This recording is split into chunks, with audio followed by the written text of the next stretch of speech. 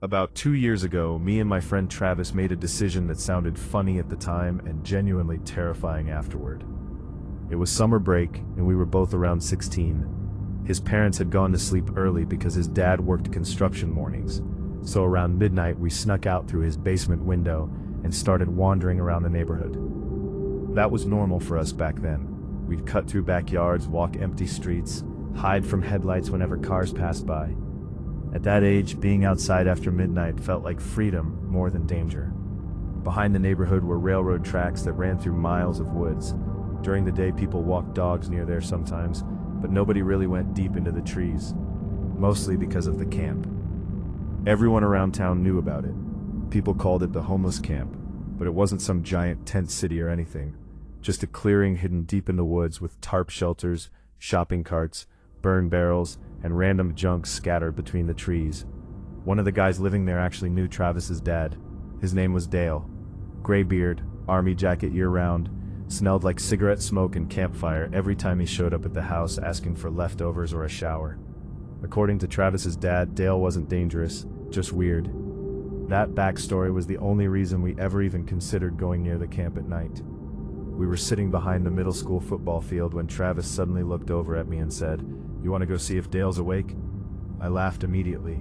"At 1 in the morning? Why not? You trying to get murdered?" "Nah," he said, "Dale's cool." Then he grinned. "Besides, imagine if they got some creepy cult thing going on out there." I shoved him. "You watch too many horror movies. It'll be funny." That's honestly how most terrible decisions happened when we were teenagers. Something dumb sounding fun for 5 seconds. So we headed toward the tracks. At first, the whole thing felt exciting more than creepy. We were kicking rocks onto the rails, talking about football tryouts coming up that fall. Travis kept checking his phone because he was waiting for some girl to text him back. I still remember stupid details like that because of how normal everything felt. Eventually, the houses disappeared behind us, and the woods swallowed all the neighborhood noise. That's when the mood changed. The deeper we went, the quieter it got. Not peaceful quiet, heavy quiet. The kind where every sound you make suddenly feels too loud. We crossed the railroad bridge over the creek and climbed down toward the trail leading into the woods.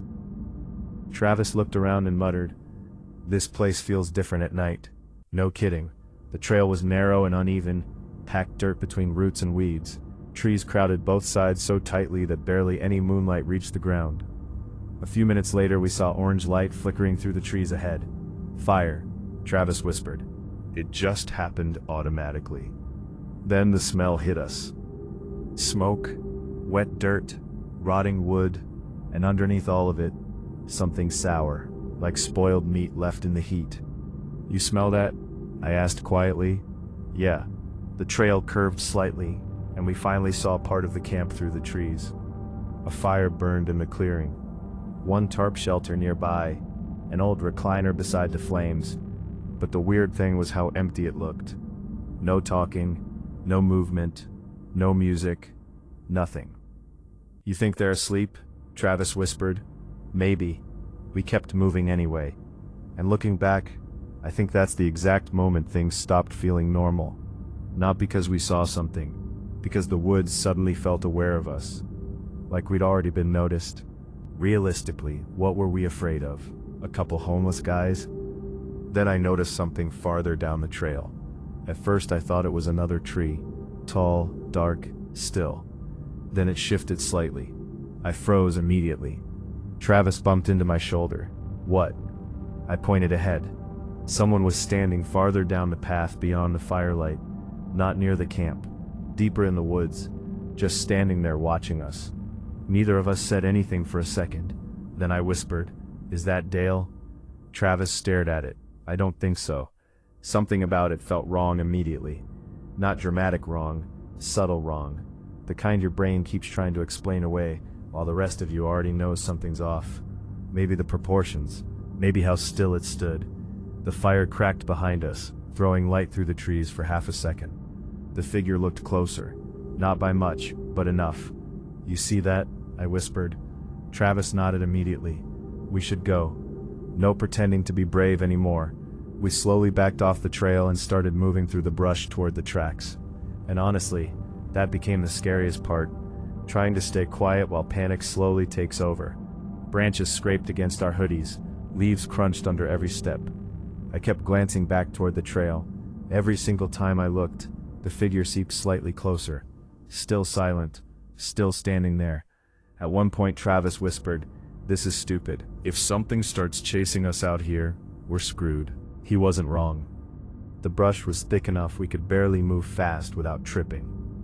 Then Travis quietly said, "Let's just get back on the trail." That honestly sounded safer. At least we could run there.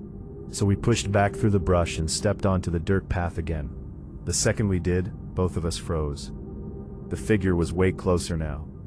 Close enough that I could tell it was facing directly toward us, but I still couldn't make out a face, just shape. And somehow it still wasn't making any sound. No breathing, no shifting, nothing. That's what bothered me most.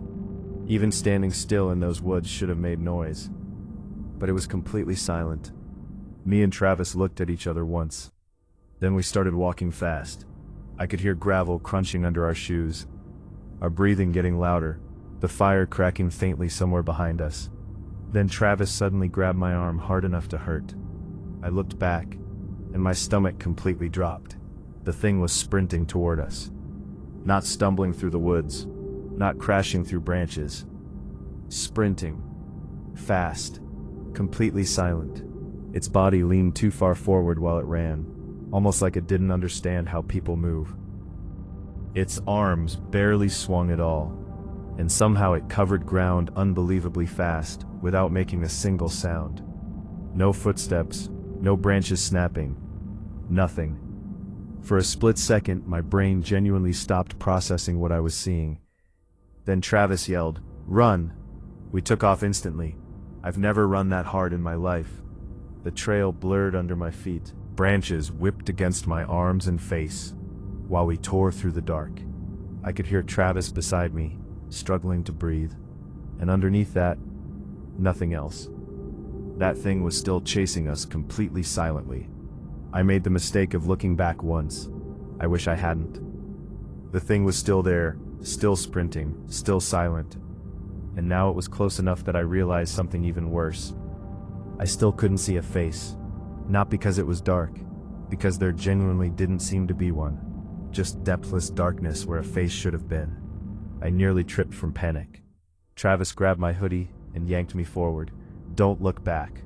We hit the railroad tracks, almost falling over ourselves, and sprinted across the metal bridge over the creek. The entire bridge rattled violently beneath our feet. Halfway across, I heard Travis suddenly choke out, "Oh my God." I looked back again. The thing had stopped at the edge of the woods. It wasn't crossing the bridge. It just stood there, motionless in the dark, watching us. And behind it, I saw movement. More shapes slowly becoming visible between the trees.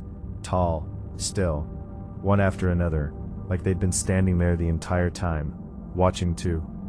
We reached the other side and nearly collapsed trying to catch our breath. Neither of us spoke for several seconds. We just stared back toward the woods. Nothing moved anymore. The bridge sat empty.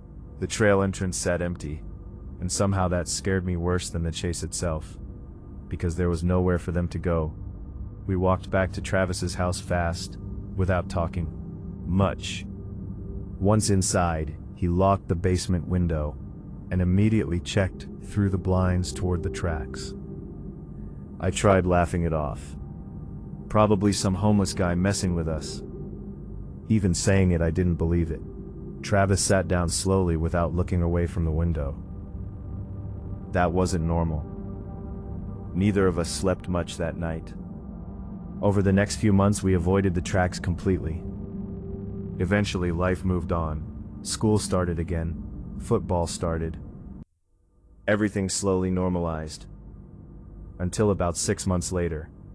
I was at Travis's house when his dad came home drunk, talking about Dale. Apparently nobody had seen him in a long time. At first nobody thought much of it, because disappearing for weeks wasn't unusual for him. But eventually somebody checked the camp. The fire pit was cold, most of the shelters were abandoned, and one looked ripped apart from the inside. Not collapsed, ripped apart. I remember Travis going pale when his dad mentioned the footprints. Bare footprints all over the trail. Only one set. They led away from the camp toward the railroad tracks, then stopped completely in the middle of the trail. No return prints, no turn, nothing. Just gone. His dad laughed while telling the story because he thought it sounded creepy. But me and Travis just stared at each other across the kitchen. Neither of us said anything after that. We didn't need to. I haven't been near those woods since high school. Neither has Travis. Most people in town probably don't even remember that camp anymore. But every once in a while, especially late at night, I still remember how quiet the woods became after those things stopped moving. Because no matter how many times I replay that night in my head, one detail never changes. That thing chased us full speed through the forest, without making a single sound.